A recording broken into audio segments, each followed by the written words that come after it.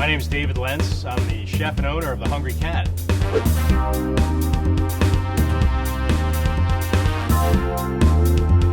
So we specialize in seafood. We scour the country for the freshest seafood possible, and then we pair that with great produce that we get from farmers in Southern California.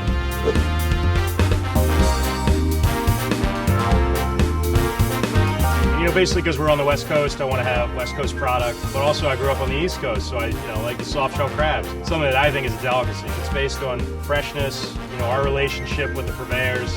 Our sea urchin guy, Harry, 80 miles up north, I know him. I know where the product's coming from, and that makes a big difference. And I think that's really essential when you deal with something as perishable as shellfish.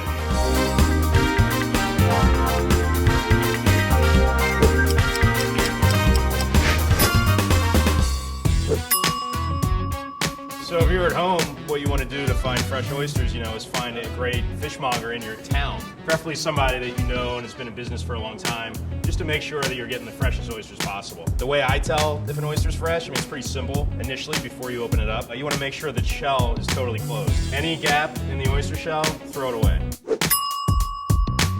This oyster knife that I'm using, you can get these at a kitchen supply store, and that's what I would recommend. So now we're going to get to our oyster. I like to just do it with a rag, but you can definitely use a glove if you like.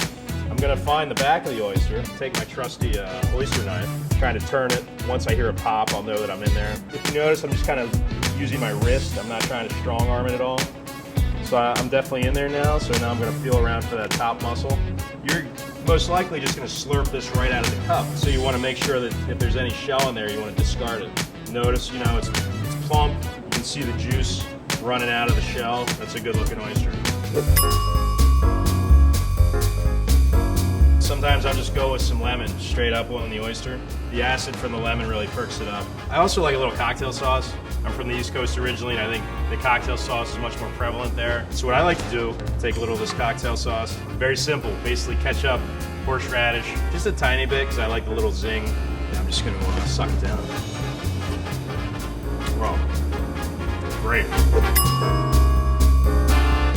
So as far as beverages go with your oysters, here at the restaurant we recommend a nice crisp white muscadet from France. This wine has a lot of minerality, pairs very nicely with the oyster. I'm going to have an oyster first, and I'm going to finish it with a little muscadet. I'm going to leave off the cocktail sauce.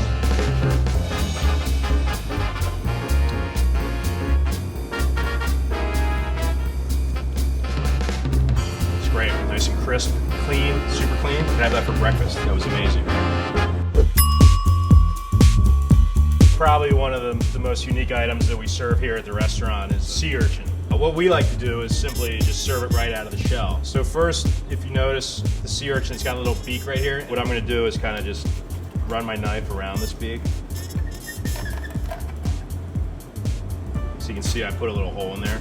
Next, I'm going to take my shears, and I'm just going to cut a larger hole around it. Inside the sea urchin, there's 5 sea urchin fillets. Now, the fillets are actually the gonads of the sea urchin, the bright orange fillets. The rest of that stuff is the innards, the guts, which is not very appetizing. Normally we take a little salted water, kind of rinse it in there for the guest, just kind of take the fillet out like this. It does have a different taste from the uni that you'd find in a sushi bar. That uni is processed and then put on trays. It's processed with chemicals.